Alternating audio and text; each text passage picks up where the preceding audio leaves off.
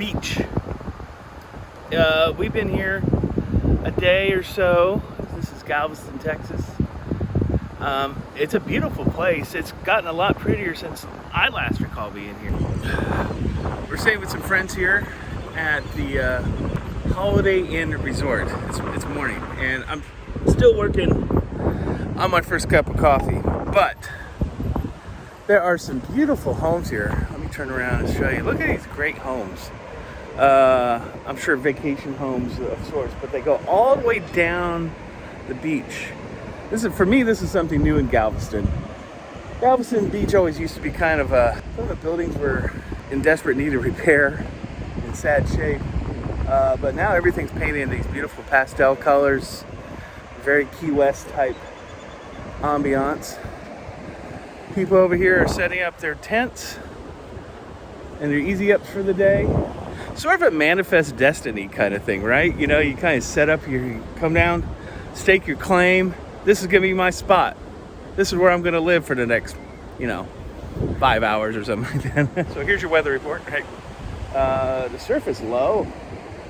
We were out in the water yesterday. Not a whole lot of surf. Usually you get the big waves that kind of splash you and knock you over. Not this weekend.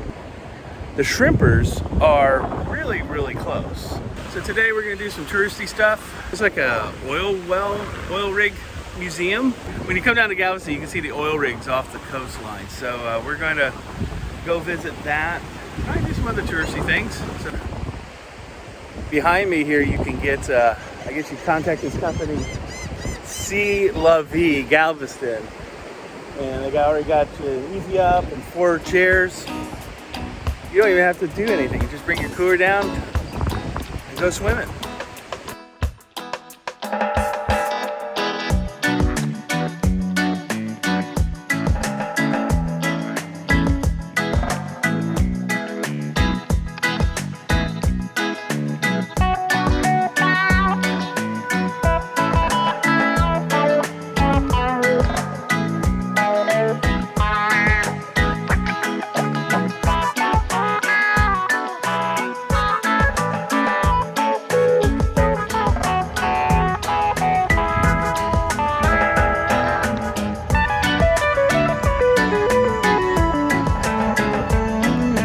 So we're here on the Ocean Star drilling rig. It's a decommissioned drilling rig that they've converted into a museum. Inside they have a nice area where kind of give you a little video tour. You're on the first floor. We have 3 floors total and 2 outside decks. To get to the second and third floor, you would need to use the elevator, which is right behind you, or the stairs, which is through that door and up the ramp. Also different issues when it comes to drilling. Onshore landmen worry about pooling, unitization, and mineral rights, issues that affect who profits from and who pays for a well. Not the offshore guys, though. Their drilling issues, generally speaking, are significantly higher cost and focused around changing partnerships, changing regulations, and called a semi-submersible or semi, oilmen can now find and produce petroleum from the open sea, regardless of depth. By the 1990s, technology had advanced to enable these floating rigs to work in water depths to 5,000 feet, with mooring lines stretched a mile or more in multiple directions for stability. Today, drill ships and semi-submersibles drill at water depths of more than 10,000 feet. These rigs are held in place by dynamic positioning, which employs powerful thrusters to keep the vessel in a precise location without anchoring.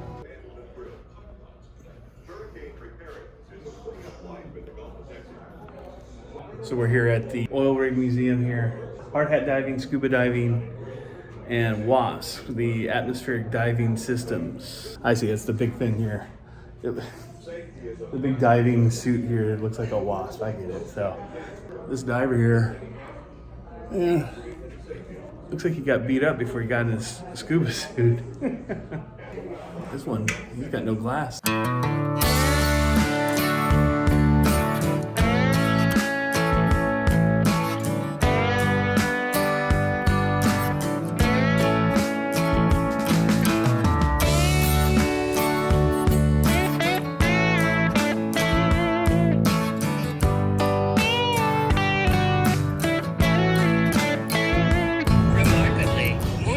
60% of Alyssa's original 190 tons of wrought iron on her hull remains intact after more than a century of sail. All right, so we're here on the Alyssa. Alyssa is a sailing ship. I feel like I'm in Pirates of the Caribbean here. Oh, it's this thing that this is housed in for the wheel, but they call it the captain's. Ah. What'd you find? Air.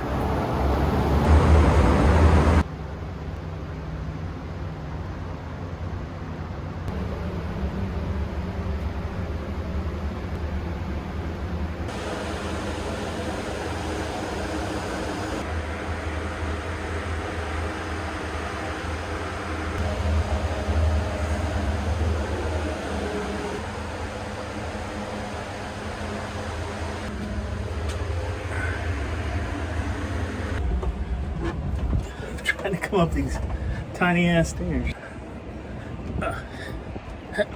This is one of the oldest actively sailed ships in the world. She still puts out to sea every year with a crew of volunteers that train on her through the year and learn how to sail the vessel.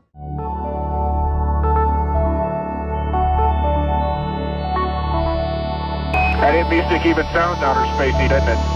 You hear that? That whistling sound?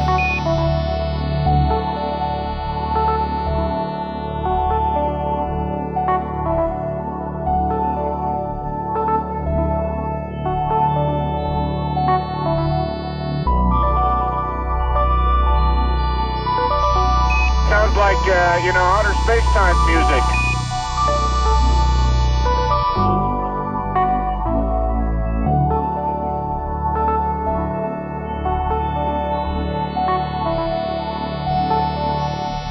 Now, Pete Conrad selected a preliminary geological sample. Well,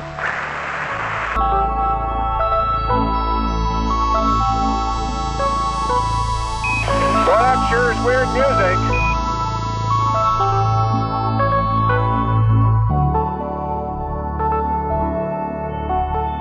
All right, so we're on the NASA 905. This is I think the one and only 747 that was specially designed to carry the shuttle when it would land like on the West Coast. They'd have to fly the shuttle back over to the East Coast.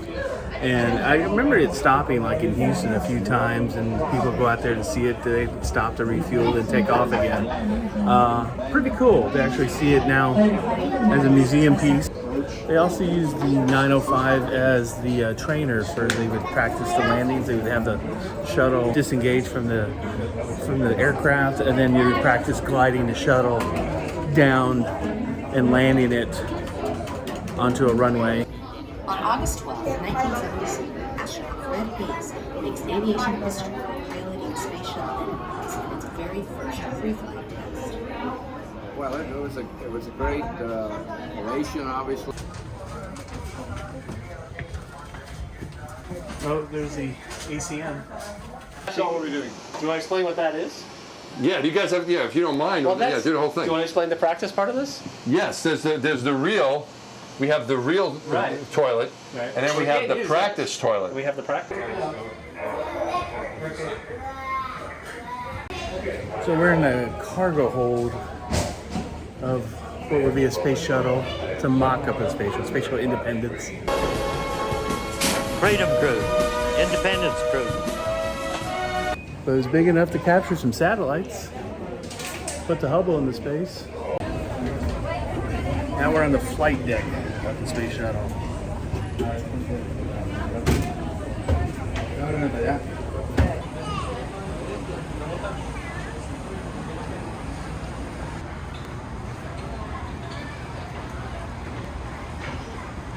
We went up to the flight deck on the space shuttle here, Space Shuttle Independence. And it reminds me of the time, I'll post a photo right here, of when we actually went into the actual trainer module. I must have been about 15 or so.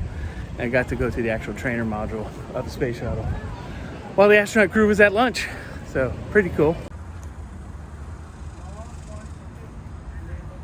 So above me here is SpaceX's Falcon 9 rocket powered by the Merlin engines. It was used in 2017, I think, to do a resupply mission to the ISS. The future of space travel is here in Houston. Next, we need to just get Blue Origin and a Virgin Galactic ship out here too, right?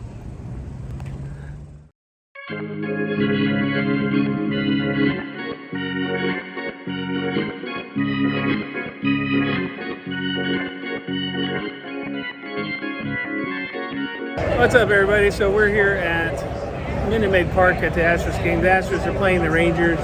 I was meant to get all dressed up and everything, but I left my clothes back at the hotel room in Galveston. So I'm in my scruffy traveling clothes. Angela's all dressed up and looking nice and pretty. So.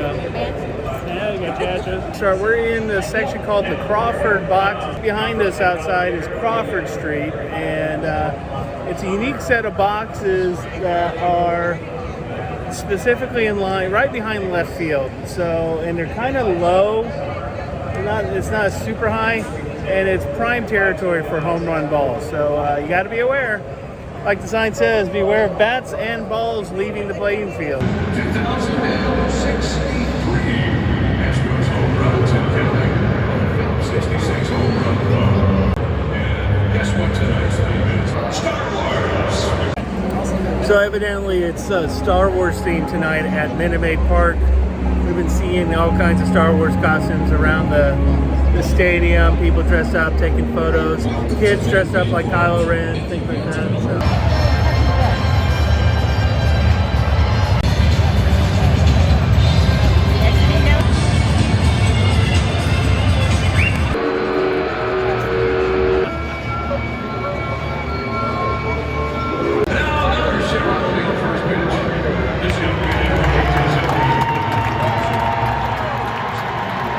Gallery Furniture saves you money.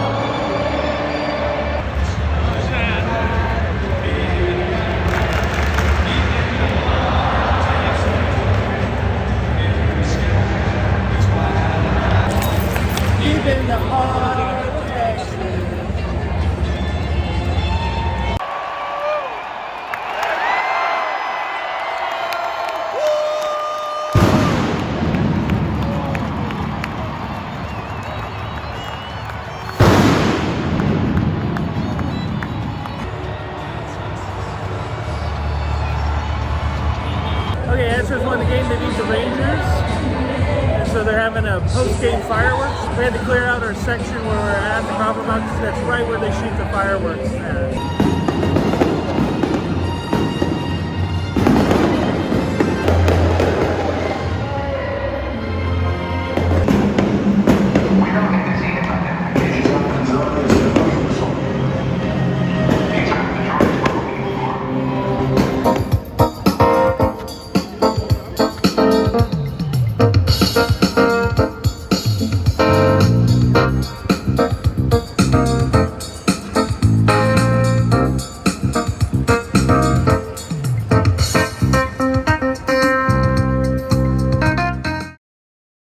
We're going down to the beach. We're going down to, it's hot. Can you tell it's hot? Woo!